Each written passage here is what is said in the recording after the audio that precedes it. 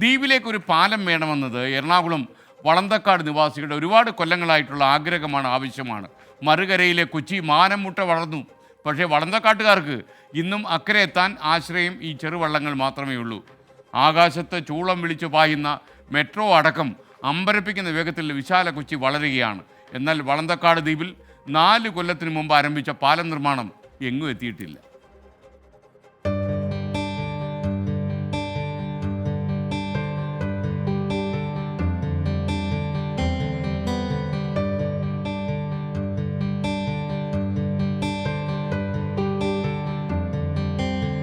വളന്തക്കാട് ദ്വീപിലെ 45 കുടുംബങ്ങൾക്ക് പുറം ലോകത്തേക്ക് എത്താനുള്ള ഏക മാർഗം ഈ കാണുന്ന ജലഗതാഗതമാണ്. 2019 അവർക്കായി നിർമ്മിച്ച പാലത്തിന്റെ അവസ്ഥയാണ് എനിക്ക് പിന്നിൽ ആ കാണുന്നത്.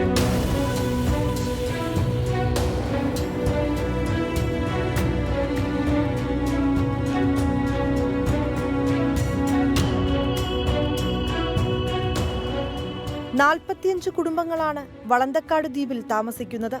പ്രായമായവരും കുഞ്ഞുങ്ങളും അസുഖബാധിതരുമൊക്കെയുണ്ടതിൽ. ദ്വീപുകാരെ പുറം ലോകവുമായി ബന്ധിപ്പിക്കുന്ന ഗതാഗത മാർഗം കടത്തുതോണിയാണ്. ശക്തമായ കാറ്റിലും മഴയിലുമൊക്കെ കുഞ്ഞുങ്ങളെയും ചേർത്ത് പിടിച്ച് ഈ പുഴ കടന്നു വേണം ഇവർക്ക് അക്കരെ എത്താൻ.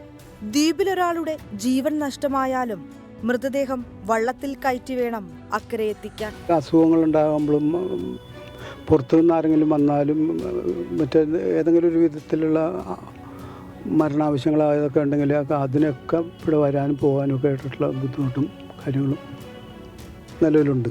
കുട്ടികളെല്ലാവരും ഈ വഞ്ചിക്ക് തന്നെയാണ് സ്കൂളിൽ പോകുന്നത്. ബോഡി വഞ്ചിക്ക് കയറ്റിയിട്ട് നമ്മൾ ശ്മശാനത്തിൽ കൊണ്ടുപോകും. അപ്പം ഞാൻ കല്യാണം കഴിഞ്ഞ് വന്നിട്ട് 46 വർഷമായി. ഇതുവരെ ഒരു പുരോഗമനം ഉണ്ടായിട്ടില്ല. എല്ലാവരും വന്ന് വോട്ട് ചോദിച്ച് മേടിച്ചുകൊണ്ട് പോകും, അത്രേ ഉള്ളൂ. 2019 നവംബറിൽ ആരംഭിച്ചതാണ് പാലത്തിന്റെ നിർമ്മാണം. 4 വർഷം പിന്നിട്ടിട്ടും പണി പൂർത്തിയായിട്ടില്ല. 5 കോടി രൂപയായിരുന്നു ഫണ്ട്. തൂണുകളുടെ പണിയും പകുതി വഴിയിലാണ്. പാലത്തിന്റെ അവസ്ഥ എന്ന് പറഞ്ഞാൽ പാലം ഇതല്ല ഭാഗം ശരിയായിട്ടില്ലല്ല. കൊല്ലം അത്രേ 2 സ്ഥലത്തും പാലം വെച്ച് വെച്ചാൽ നടുക്ക് പാലമില്ലാതെ ഞങ്ങൾ എങ്ങനെ പോകും?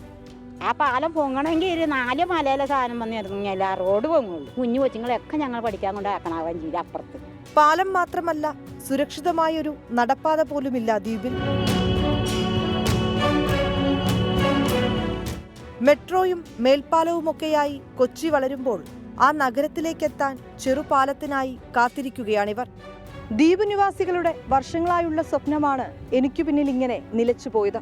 ഇനിയെങ്കിലും അധികൃതർ ഇടപെട്ട് പാലമെന്ന ഇവരുടെ സ്വപ്നം യാഥാർത്ഥ്യമാക്കണം. കൊച്ചിയിൽ നിന്ന് ക്യാമറാമാൻ അനന്തു ബി നായർക്കൊപ്പം വിനീത വിജി, 24. മുട്ടിച്ചേരാത്ത പാലത്തിൻ്റെ ഇടയിൽ നിന്നാണ് വിനീത വിജി ഈ കാര്യം റിപ്പോർട്ട് ചെയ്തത്. പ്രേക്ഷകർ ആ ഫ്രെയിം ശ്രദ്ധിച്ചു കാണുമെന്നാണ് എൻ്റെ വിശ്വാസം. യഥാർത്ഥത്തിൽ കേരളത്തിൽ ഏറ്റവും വേഗത്തിൽ വളരുന്നൊരു പട്ടണമാണ് കൊച്ചി നഗരം എന്ന് പറയുന്നത്. ഈ കൊച്ചി നഗരം വളരെ വലിയ ലെവലിൽ മെട്രോ നഗരം വളരുന്നു. എന്നാൽ ഈ തൊട്ടടുത്താണ് ഈ വളന്തക്കാട്ടുകാർക്ക് ഒരു നടപ്പാത പോലും ഇല്ല. ഒരു അസുഖം വന്നാൽ ഇവർ ആശുപത്രിയിൽ എങ്ങനെ എത്തും? ഒരുപാട് പ്രയാസകരമാണ് വളന്തക്കാട്ടുകാരുടെ ഇന്നത്തെ ജീവിതം. കാണാം നമുക്ക് വളന്തക്കാട്ടിൽ നിന്നുള്ള ചില നിശ്ചിതമായ പ്രതികരണങ്ങൾ. നിലവിലെ അവസ്ഥ ഇത് ഇങ്ങനെ തന്നെ കിടക്കലാണ്.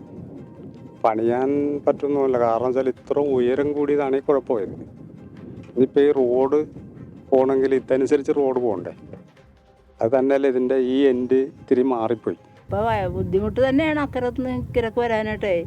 എന്തെങ്കിലും അസുഖം വന്നു കഴിഞ്ഞിട്ടുണ്ടെങ്കിൽ ബുദ്ധിമുട്ടാണ്. ഞാനും കുറേ അനുഭവിച്ചിട്ടുള്ളതാണ്. അക്കരെ കിടന്നുണ്ട്.